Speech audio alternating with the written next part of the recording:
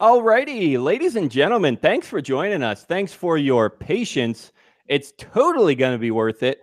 And I know we have a lot of sarcasm on this show, but I'm not being sarcastic. This is going to be an epic show.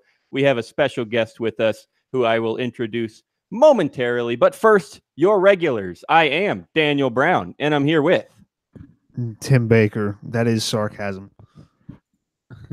And Zach Bull.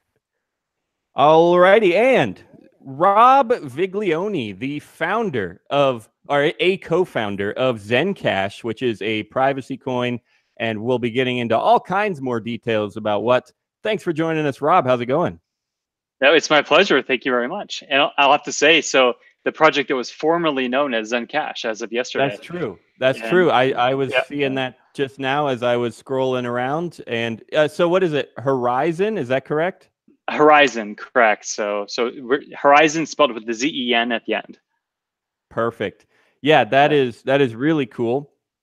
I've heard a lot about ZenCash, and I heard your original interview with Brian Sovereign because I do listen to Sovereign Tech. So I've been interested. I've been a fan, and I'm real glad we got to hook up with you here. So I'm gonna, before we get into things, I'll drop a quick reminder for anyone listening in. The place to be tonight is btc.com/live. That's where you can watch the video, jump in the chat if you want to. Total troll box. Feel free to share whatever you want, ask questions, comments, anything at all.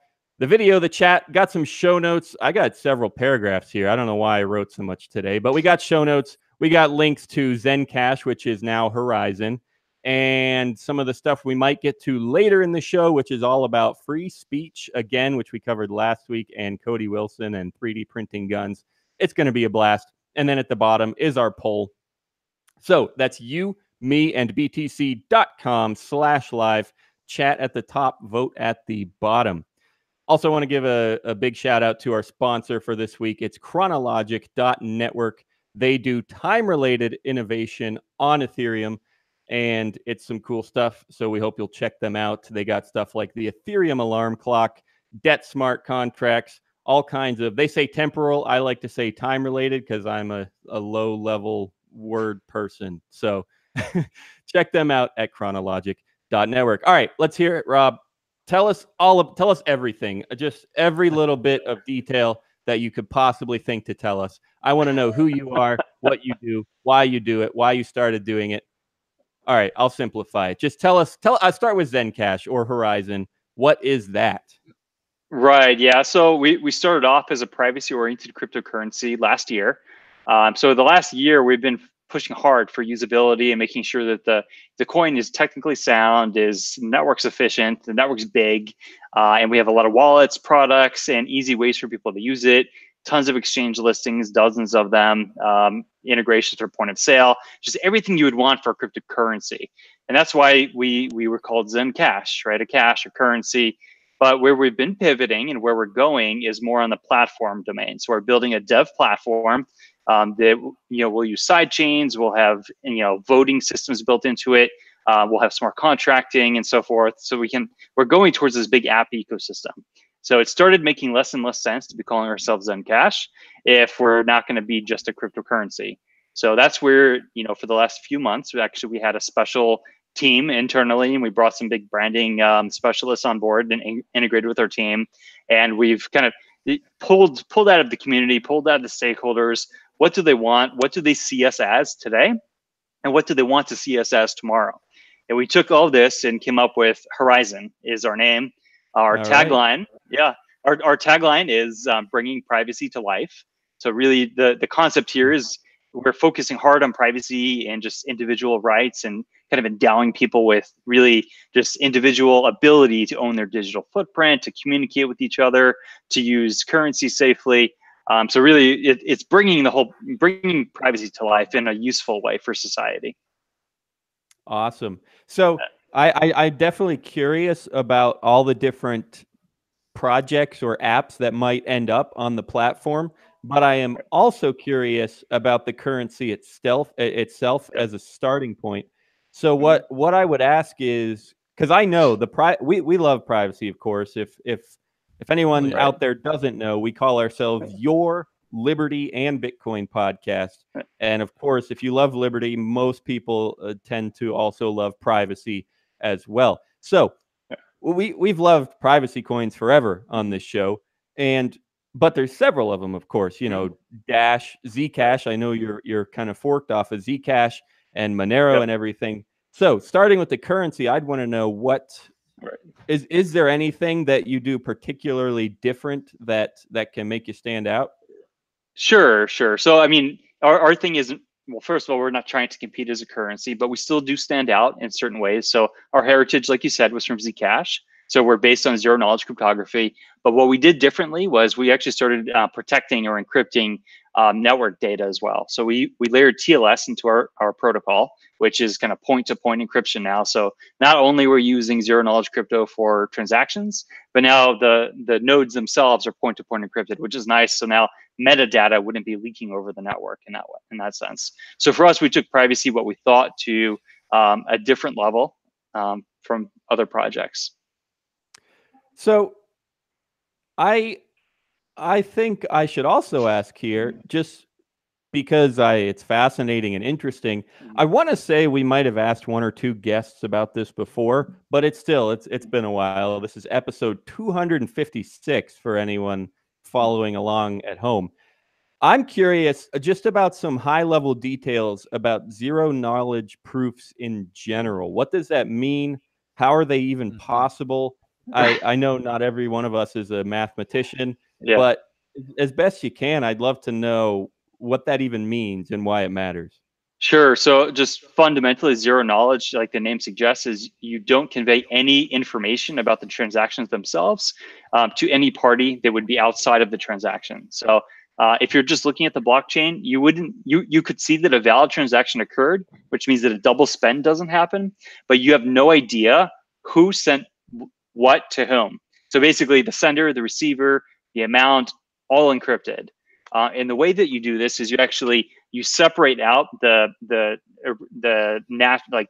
base layer, transaction layer, like the base blockchain stuff, and you create a separate layer, what we call a commitment note set.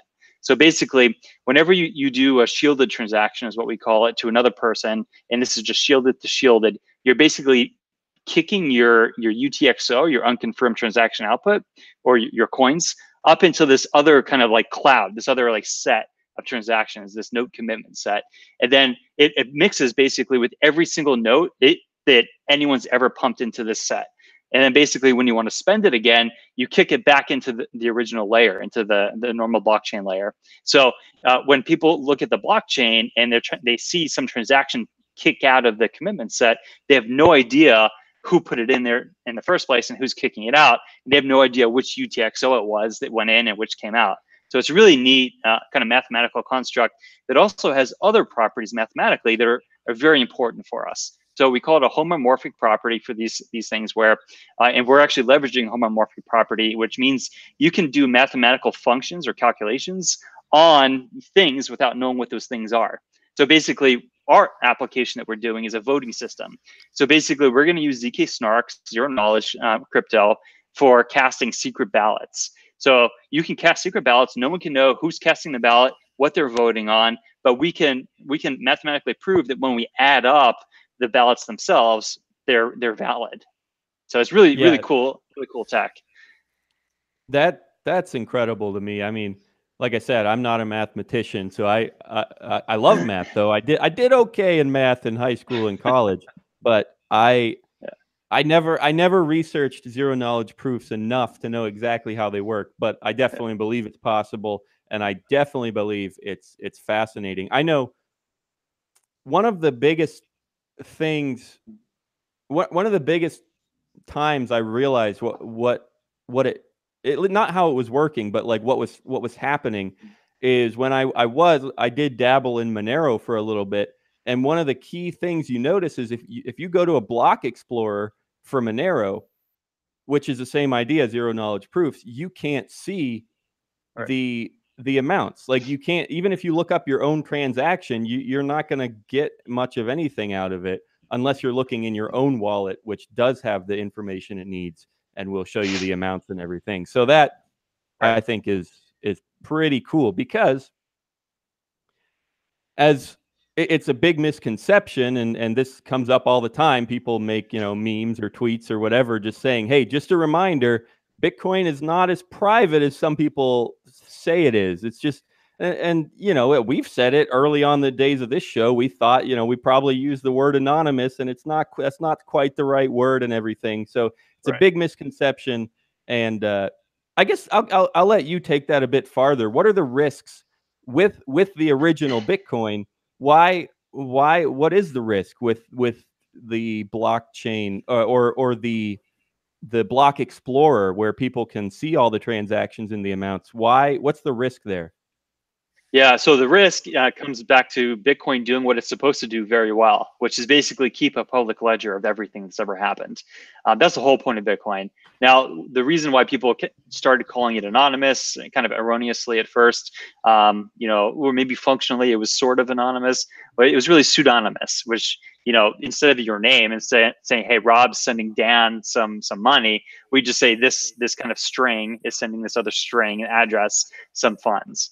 But as soon as the problem is these funds, every string or every address for which funds go is always on the blockchain. It's permanently there. And then anytime you start buying some other stuff with it, send it to someone else, they use it for something else, and so forth.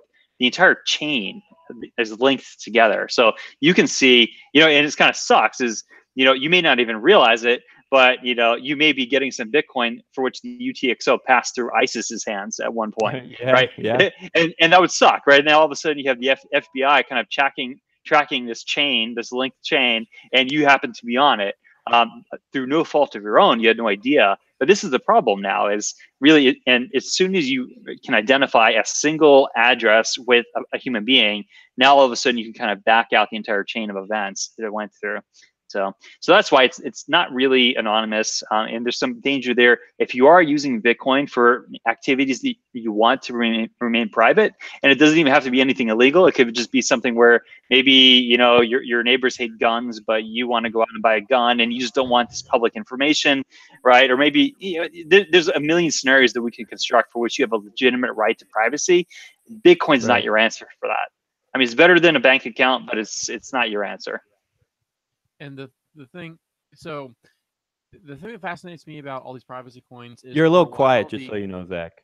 I'm quiet. Oh, there you go. So from my perspective, it seems like the priorities of the Bitcoin Core devs has not been, at least over the past few years, maybe up until the last 6 months or so, on privacy implementations per se. Sort of been on a variety of different things. But over the last 6 months, we've seen like Taproot and Mast and Graftroot and Schnorr-Snigs and Dandelion, all of these things, sort of like this deluge of privacy that's sort of taken over Bitcoin development. And I'm curious, as like we've had a variety of other privacy coins on this show talking about their work and the necessity of privacy for transactions and that sort of thing, like Bitcoin Private, for example. Right. I'm curious, as someone who's developing a coin focused on privacy or platform or appropriately, what's your take on the space long term, as it seems that maybe Bitcoin Core's focus is shifting towards ameliorating some of those deficiencies in privacy on the Bitcoin base layer? Yeah, so me making a forward prediction in the marketplace, I would say that most projects will converge on strong cryptography, strong privacy. I would say so. Now, of course, you're going to have projects like Neo that are partially owned by the Chinese government, and they're not going to convert to privacy, right? I mean, that's not in their to-do list. But for other projects like Bitcoin, and Ethereum and other projects that are popular and aren't necessarily associated with privacy right now, I guarantee, or I would bet that they would pivot into that direction. And that's why, as a project, we're not basing our long-term value proposition on privacy. We're just starting off the right way. And then we're doing all this other cool stuff. But that's why we don't even position ourselves as a privacy coin. We do privacy really well. I mean, we plan on always doing privacy really well, including doing network privacy stuff, like you mentioned, Dandelion. We're trying to do everything we can to make our users safer, really. But we're doing a whole bunch of other stuff in the platform direction. I think adds really unique stuff to the industry. Do you think, I mean, like Dan said, and like we've been discussing, it's no secret that Bitcoin sort of lacks a lot of important privacy features and capabilities. Do you think that sort of set them back compared to all these new projects that came around in the past few years, and they're trying to play catch up now and might, I don't know, maybe phrase it as sort of miss out on market share for crypto adopters that are looking for a safe and anonymous way to transact, and they'll eventually realize that maybe Bitcoin isn't their answer? Or how do you see Bitcoin sort of fitting into that picture of the privacy coin sector exploding and Bitcoin now sort of trying to play catch up, I guess maybe you could say? Yeah, so I think they will catch up though. So like I said, I don't view privacy as a long-term value prop.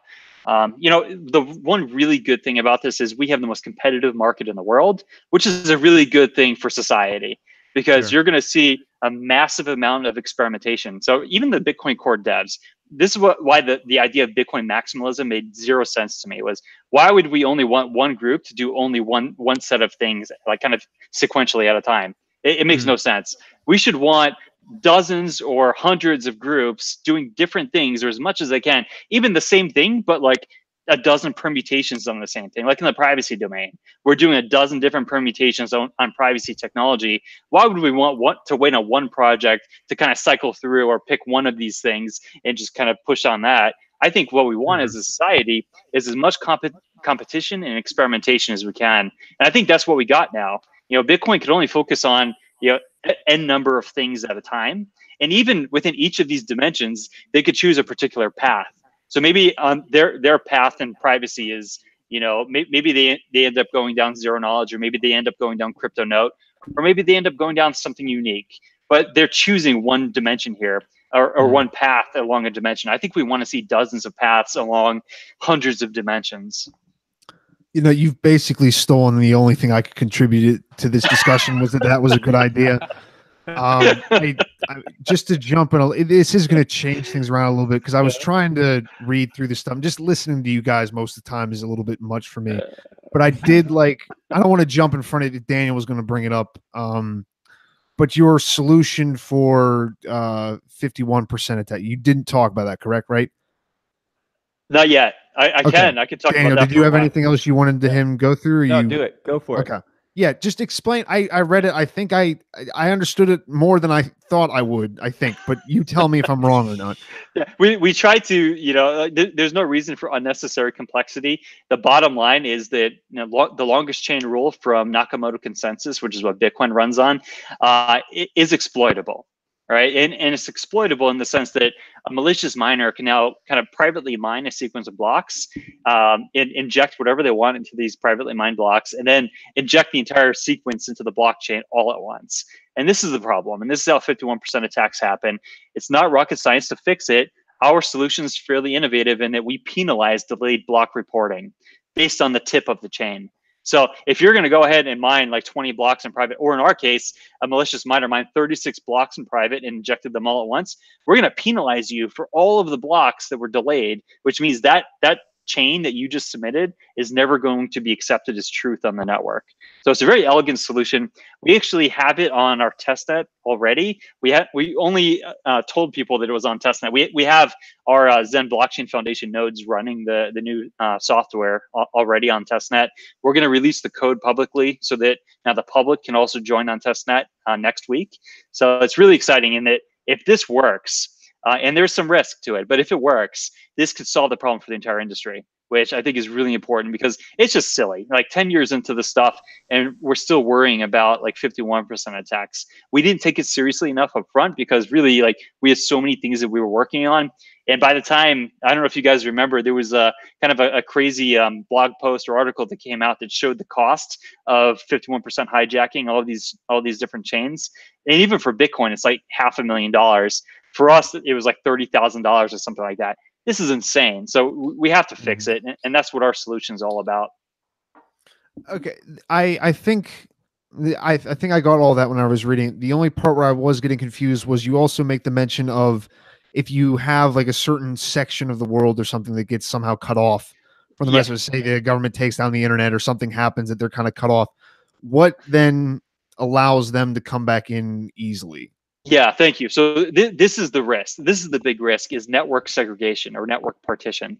And this could happen just legitimately as well. It doesn't even have to be by some like crazy event like Chinese government just shutting down the entire country's network, which they could do, right? And that would suck. We need to figure out how to bring them back on. But what we do, and this is a really important mechanism in our algorithm, is we have, so we penalize you for delayed reporting, but then over time,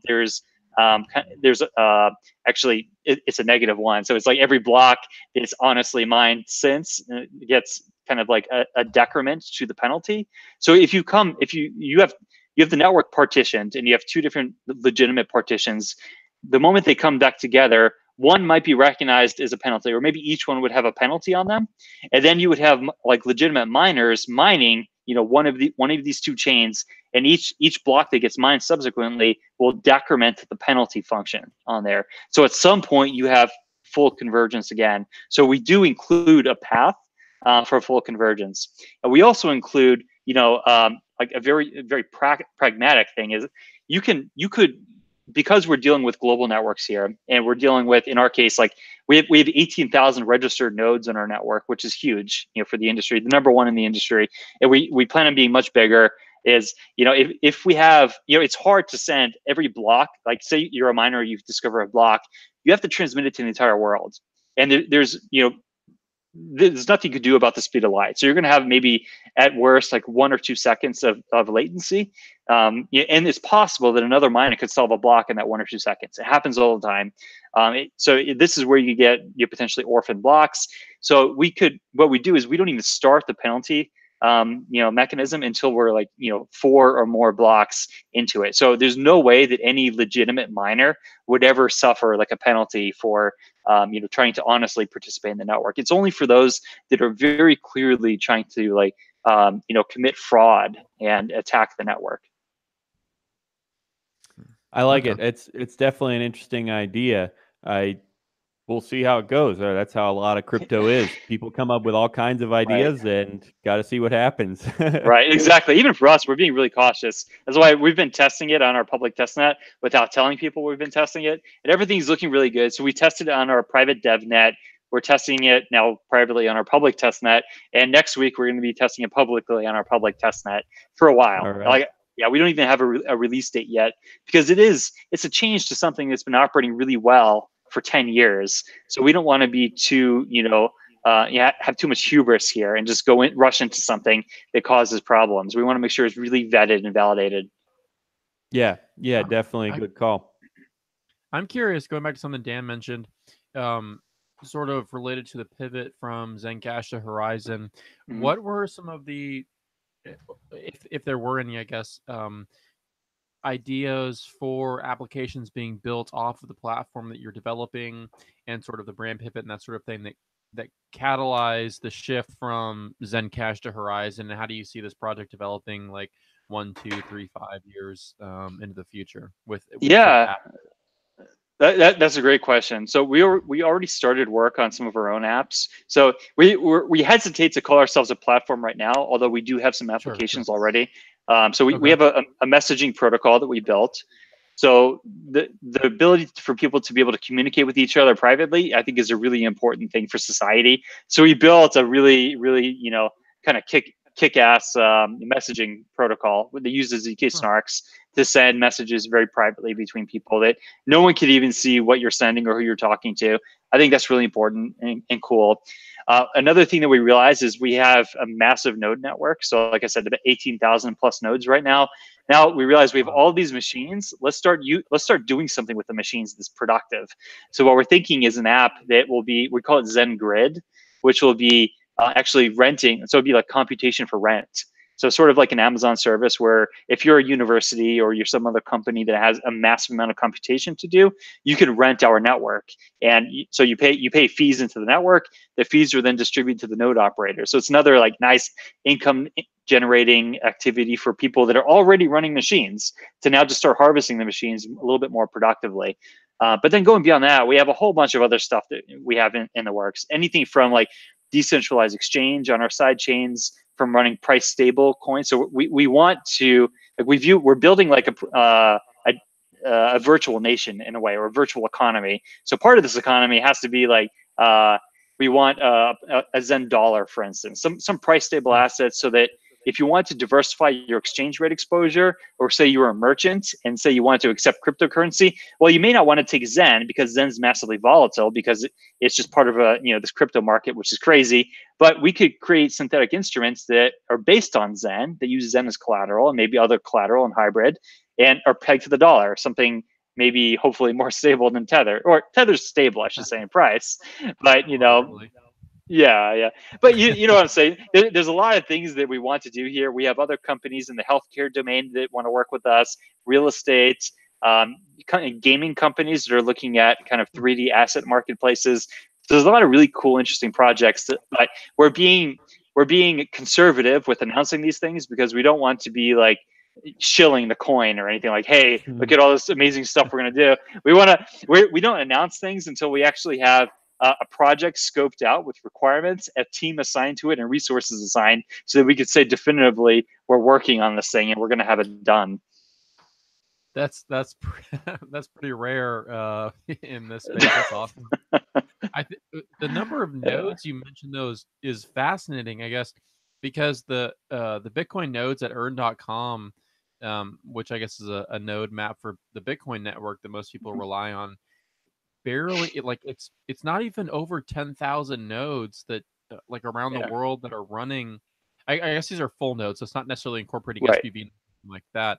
Right. You mentioned like 16,000 for Horizon. That's phenomenal. Is that sort of like gradually increasing, or has there been a spike recently in the number of nodes, or how did that huge number come to be huge relative to Bitcoin, I guess? Yeah, so it's because we pay people to run nodes. So it's not apples to apples comparison, right? And our nodes are still like smaller in footprint than Bitcoin. So Bitcoin is massive if you want to host a full node wallet.dat file.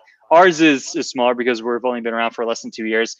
But our whole thing was we want to build this entire network with all stakeholders in mind, not just like miners, for instance. So we take into account miners, secure node operators. We have something called super nodes. So we have 2 node tiers, like basically to do different things in the future. And we have other stakeholders too, like developers, our marketing people, our ops team. So we have a lot of stakeholders here. So we split our block rewards across them.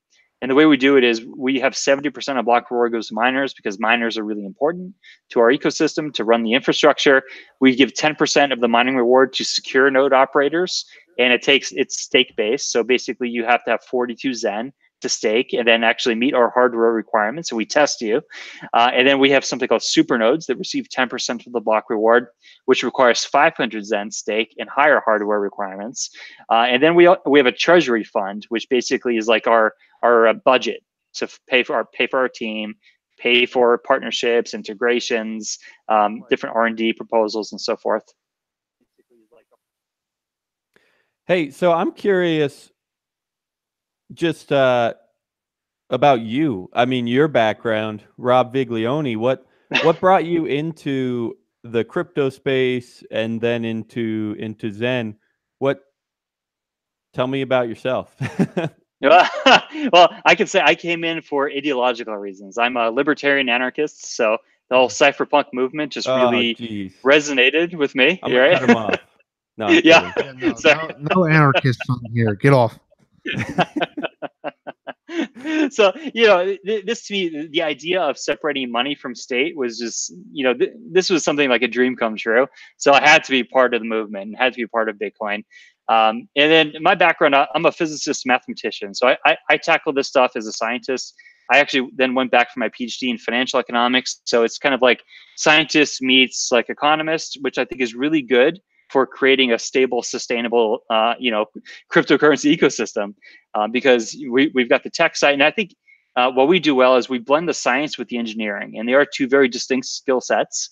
A lot of projects just focus on engineering. Some other projects do some science. I think combining them is really important. And like I said about sustainability on the economic side is we design these systems with incentive compatibility in mind so that all of our stakeholders are induced to be here for good reason for the long term. And that's what we want. We don't want to just be like a short-term kind of like, we do something really well now, or maybe we pop up in popularity and then we die out. We're focusing strategically to do really well in, you know, the 1 to 3 to 5 to 10-year horizon, and then hopefully way beyond that.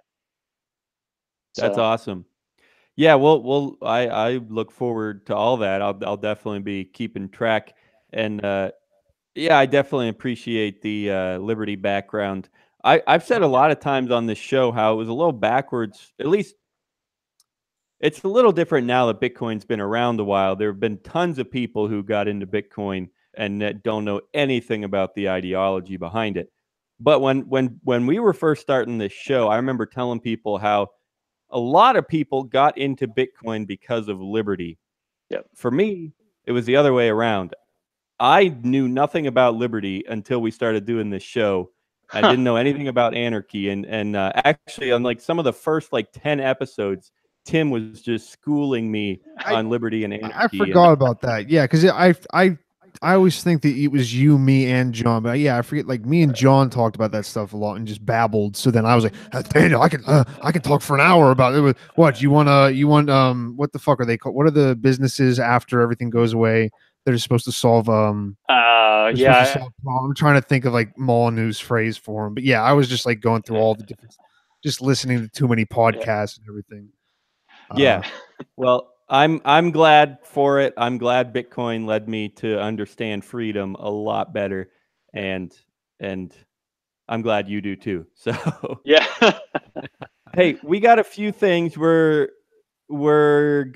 haven't that other story that we'll get to momentarily, but we have a couple things I want to finish up with Rob here. So we have one question that we ask everyone on the show, or at least as often as we remember. And I don't know, just for kicks, I'll turn it over to Tim and let him ask that question. I have no idea what Daniel's talking about. No, we normally like to have anybody on give us a interesting, crazy, some story that you remember, something it doesn't necessarily have to be about. I mean, we normally have people talk about crypto, something in Bitcoin.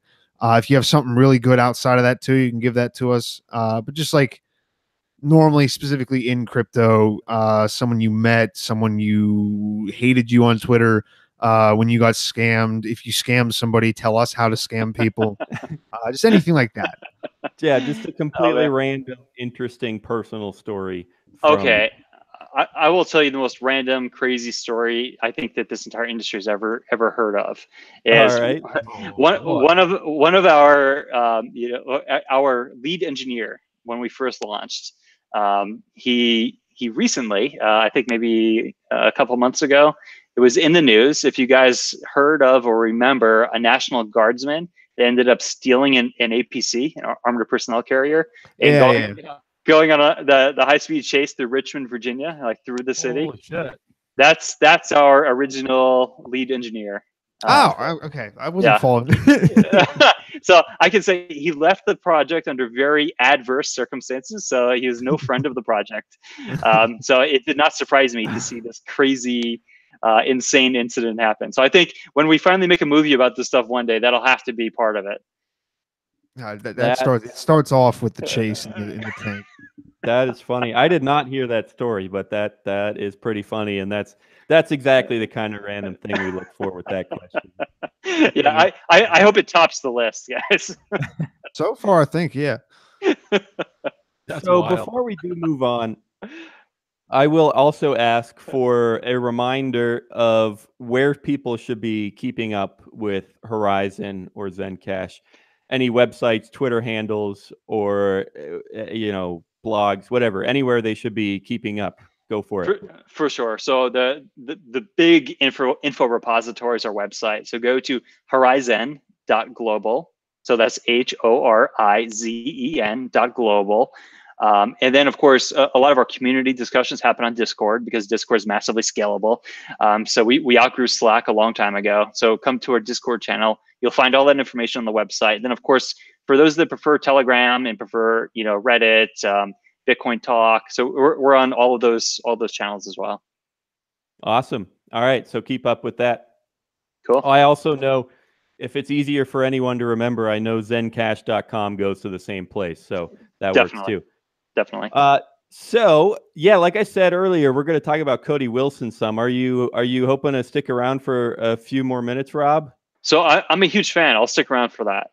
All right, cool. So yeah. I'm going to ask you guys to mute yourselves for just a second while I run this ad. We'll be right back. And like I said, we're going to cover Cody Wilson and free speech and the offense against free speech that happened this week. So that's coming up momentarily.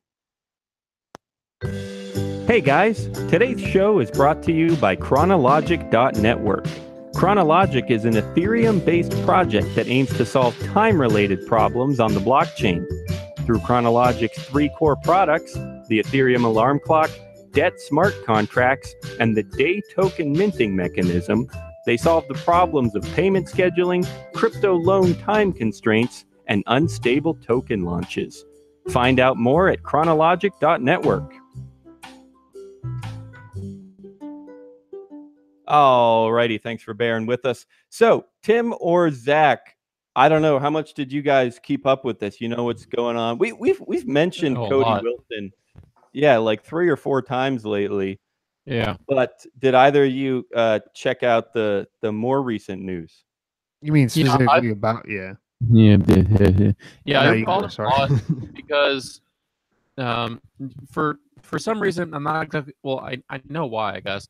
So Pierre Richard and Michael Goldstein, who are like the poster children for Bitcoin maximalism on the Twitter.com sphere, are huge fans of Cody Wilson and propagate all of his information, that sort of stuff. So is Jameson Lobb, I guess, and Rodolfo Novak, who does Cold Card and all these other projects. So I'm roughly familiar with what he does. I think it's obviously excellent, and I think it's the reason why I think his work is so excellent is because he is attempting, probably indirectly, to intertwine the First Amendment with the Second Amendment, like irrevocably so that like the freedom of speech and the right to bear arms are one and the same, more or less, via his work. It's I think it's insane to see the litigative campaign launched against him by like 22 or so attorneys general by states around the U.S. Trying to get his. I mean, I guess they temporarily succeeded in getting his site shut down, but his work is phenomenal. And yeah, I'm loosely familiar with it, but a huge fan. So I have 2 stories here from Forbes, getting to what actually happened very recently. Actually, the first story here is from what's it? Today's the 23rd. The first story here is from the 22nd, and the headline is Amazon now offers Cody Wilson's 3D printed gun code in book form. So that's act 1 of this story. The second act is pretty funny, and we'll get there. But act 1 is just this book. And this started, I don't know, a week or 2 ago. I remember seeing it too. But this book that was the actual gun code was printed out and put on Amazon. So let's just start with that. Oh man, I wish I saw somewhere like a screenshot of the intro to this book. And there are some quotes in this article where he's saying, you know, that this is an exercise. Well, yeah, that's part of the title of the book, an exercise in the freedom of speech, because he was trying to make the argument that computer code has to be free speech because it's no different than a book. I could just put it in a book and it would be no different. So hey, I wanna get some input from Rob here. I know you said you're an anarchist, so hopefully this is an easy answer, but I'm just curious about your thoughts on Cody Wilson in general and your thoughts on printing gun code in a book. So I don't know him personally, so I can't say much about him. You know, my thoughts of him personally. I think that what he's done is a great thing for society, because I do think that being able to advocate or do this linkage between free speech and, you know, First and Second Amendment, I think is great. I'm a big believer in the human right to bear arms. I personally enjoy bearing arms. So this is something I think is fundamental to a free society. And I know that there's a lot of other opinion out there for people, and maybe this is very scary for many people out there. I do think that, though, there's a technological link here that's inevitable that just is not going to go away.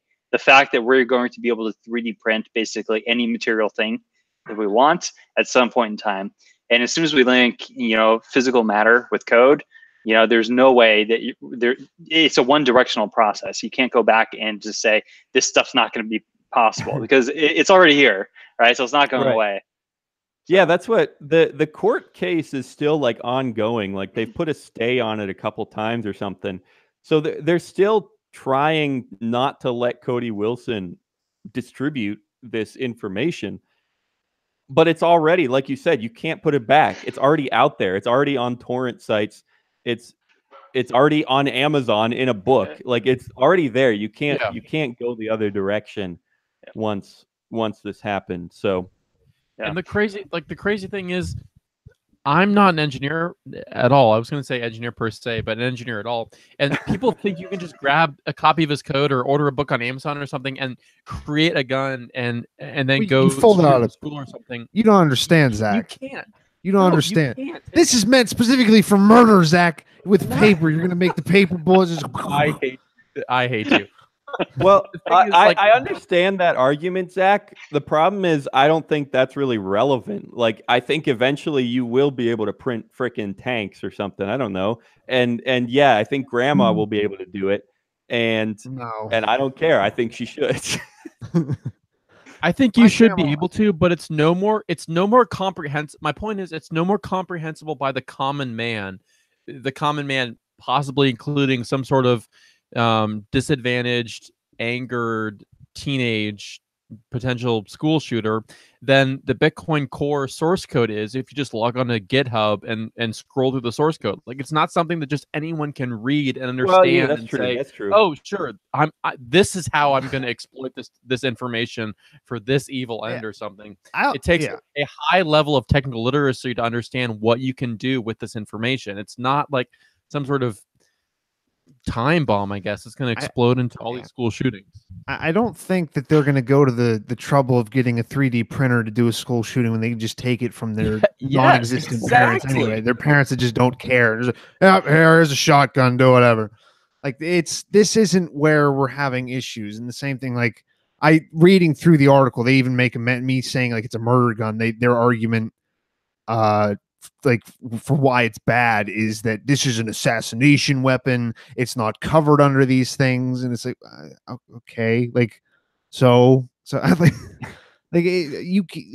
I think part of it's just everybody whenever they think of 3D guns, a lot of time just think of the Liberator thing and think of the one shot. It's like I can very easily make the argument that is just for an assassination thing, but that's also like that's why it's also called the Liberator. That's why it's called that. Like it's for someone who is completely stuck someplace. But that's also, to me, I understand people's argument against it, but to me that isn't the reason to get rid of it. Yeah, but yeah, I mean, excluding the Liberator, you can't print a full functional gun based on his code.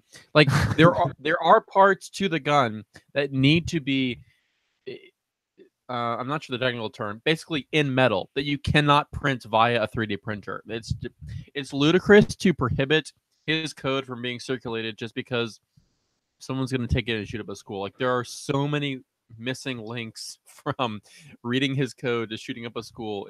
It's just the epitome of asinine and drives me crazy. I'm looking at they would republish computer files that would let users print a plastic gun called Liberator that fires real bullets. I think it was like a single 22 shot though. Like it's not like maybe. I think even the Liberator you need to put a nail in. Like that's what I meant. What? Oh, is the one that's being distributed? I guess is different than the Liberator. No, I mean they have the Liberator, but then they like one of his biggest things are just AR low. Like, I think you need lower. Yeah. Then it doesn't have any kind of I don't know if that's the same idea, Zach. I don't even know if that's relevant. Like. I mean, there are metal 3D printers, and you could print the parts of the gun. I mean, it would be. I totally agree. Like, it's still at least at the current time, you need a ton of expertise to do anything with it. But whose side are you on here, Dan? Whose side are you on? What are you speaking out of both sides of your mouth, you snake? Why? I'm on the side of guns and tanks and don't step on Sneck. No, I mean, it's a complicated issue because even anarchists, like a lot of them, don't like guns or want guns, and there's a lot to be said there. But I mean, regardless, it's also pretty simple to just start with free speech. Like, look, no matter what you believe about this, this is what Cody Wilson believes, and he's allowed to share a book about it. I mean, that's the place you could start, regardless of your conclusion, regardless of how easy or hard it is to print a gun, regardless of, it's not worth arguing about how many school shooters are going to use the Liberator. Like, nobody knows, but we can start with free speech and say, I just think I mean that's just one of those arguments that get brought up because it's an appeal to, you want the children to die. Like, that's just where it always goes. So yeah, to be honest, I'm curious to hear. So a theoretical solution to, because you can't buy his book on Amazon anymore. Amazon banned it. And he implemented, Cody Wilson implemented on his store.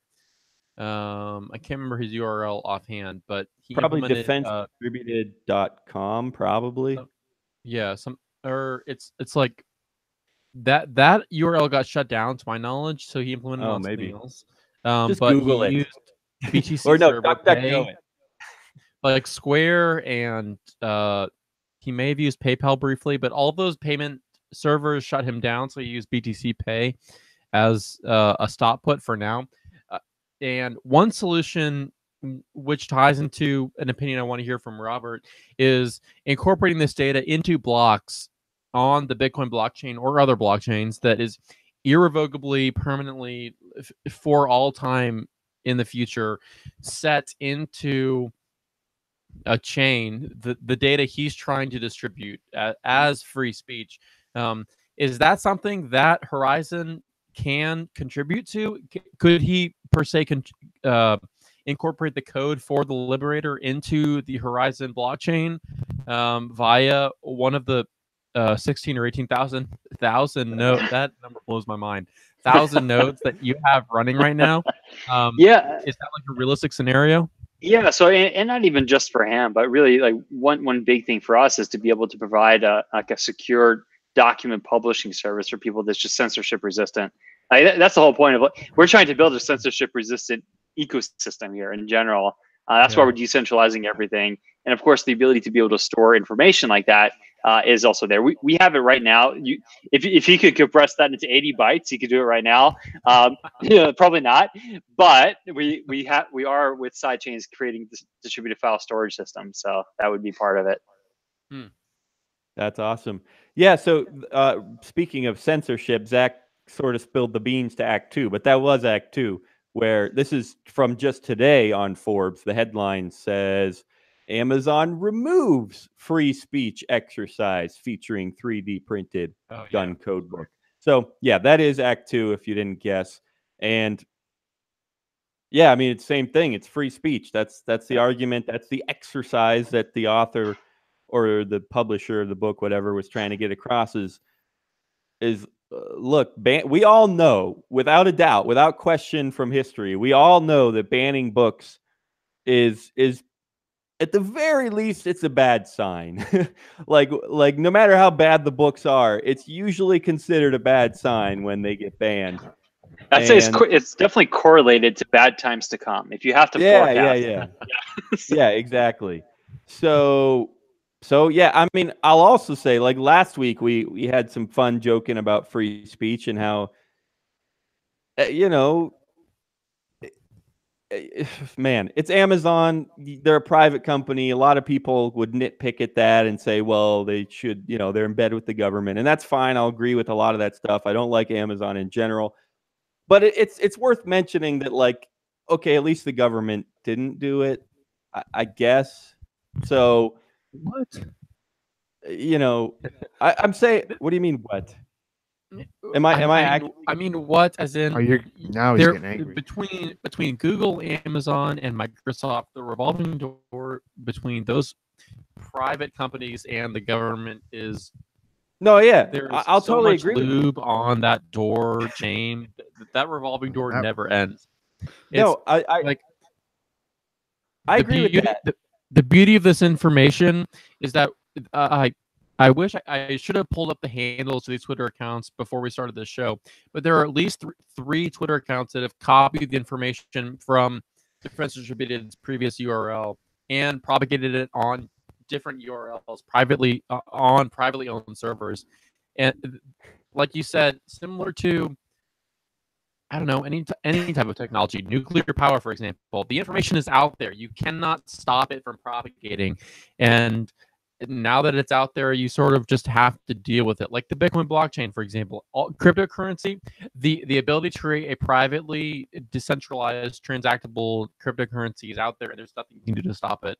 And maybe you don't know exactly how to build a gun from Cody Wilson's technology, but the information is out there, and there's nothing you can do about it. So I have a couple of followers who bought his gun off of Amazon, and I wanted to buy a gun myself, and then I tried, and Amazon blocked it.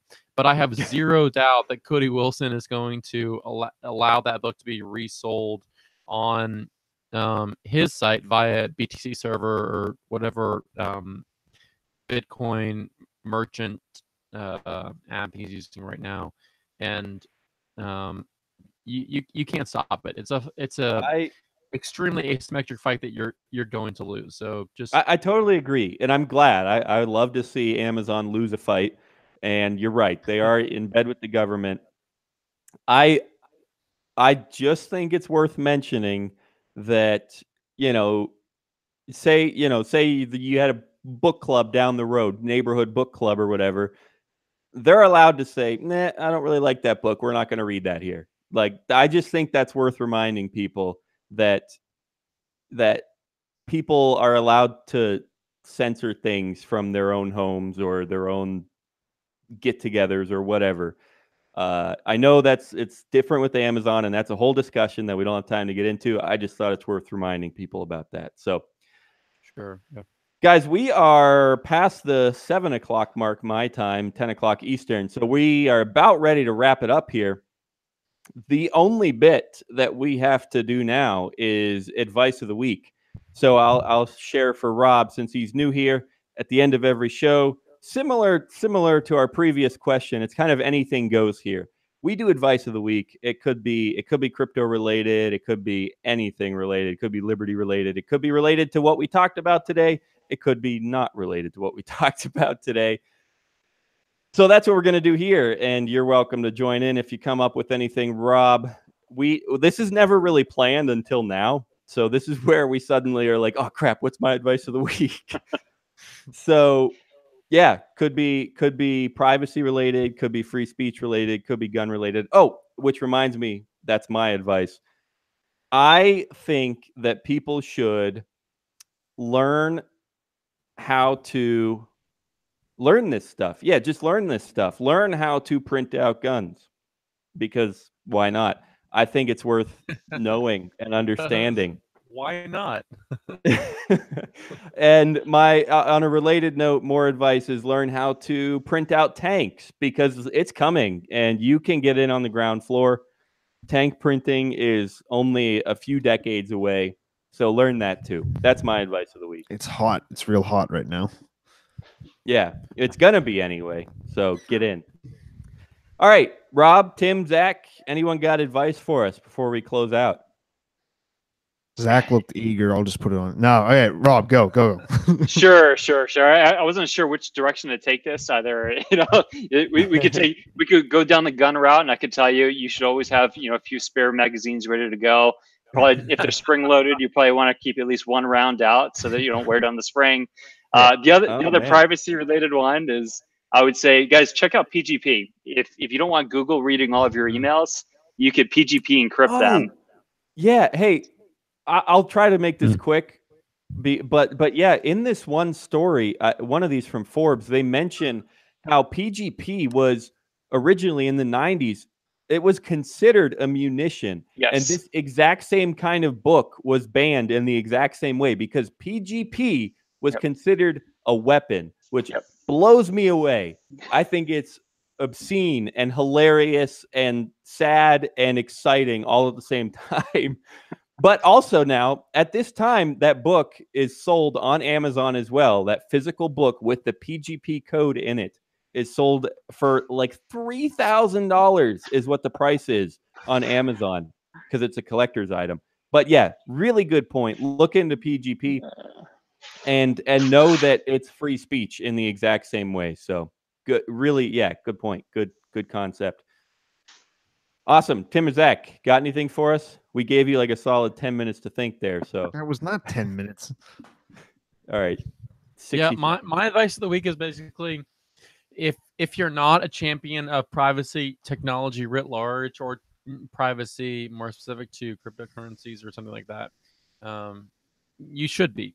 I think I forget the medium that I was reading this article on specifically, but we've grown callous, which Snowden predicted almost a decade ago. We've grown callous to how infringed our privacy is, like as a people, as a culture. And I'm not sort of one of those people to indulge on the analogy of like taking the red pill and sort of waking up and being conscious of all of the evils that the government is burdening us with. But privacy is a fundamental human right that you need to be conscious of, and whether it's sort of high technical information via Cody Wilson's Liberator code or all the other code that was propagated on his website previously, or a simple medium of exchange that's protected by a secure private blockchain, your life needs a higher degree of privacy than it exists in right now. And a modicum of cognitive energy spent on sort of searching out ways to improve the privacy of your personal life is an energy well spent. So I'll second that.